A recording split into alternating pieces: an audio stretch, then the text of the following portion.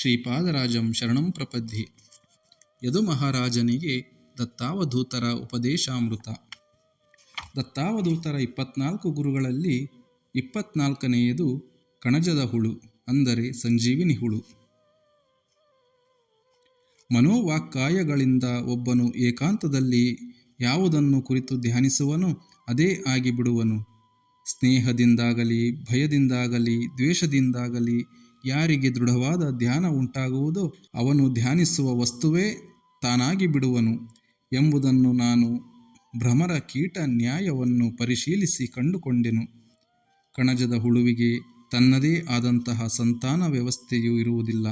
ಅದು ಸಣ್ಣದೊಂದು ಕೀಟವನ್ನು ಹೊತ್ತು ತಂದು ತಾನು ರಚಿಸಿದ ಮಣ್ಣಿನ ಗೂಡಿನಲ್ಲಿಟ್ಟು ಅದನ್ನು ಆಗಾಗ ಚುಚ್ಚುತ್ತಾ ಇರುತ್ತದೆ. ಅದರ ಸುತ್ತಲೂ ಒಂದು ವಿಧವಾದ ಝೇಂಕಾರವನ್ನು ಮಾಡುತ್ತಾ ಸುತ್ತುತ್ತದೆ. ಆ ಕೀಟವು ಭಯಗ್ರಸ್ತವಾಗಿ ತನ್ನನ್ನು ಹೊತ್ತು ತಂದ ಕಣಜದ ಹುಳುವನ್ನೇ ಧ್ಯಾನಿಸುತ್ತಿರುತ್ತದೆ. ಸ್ವಲ್ಪ ಕಾಲ ನಂತರ ಕೀಟವು ಕಣಜದ ಹುಳುವನ್ನು ಹೋಲುವಂತಹ ರೂಪವನ್ನು ಮಾರ್ಪಾಡಾಗಿ ಗೂಡಿನಿಂದ ಹೊರಗೆ ಬಂದು ಹಾರಿ ಹೋಗುತ್ತದೆ.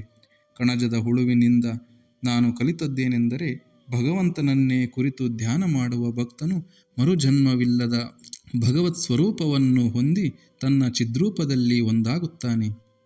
ಕೀಟಕ್ಕೆ ಹುಳುವಿನ ರೂಪ ಬರುವುದು ತೀವ್ರ ಧ್ಯಾನದಿಂದಲೇ. ಆಲೋಚಿಸಿದರೆ ಇಬ್ಬರೂ ಮೂಢರೇ.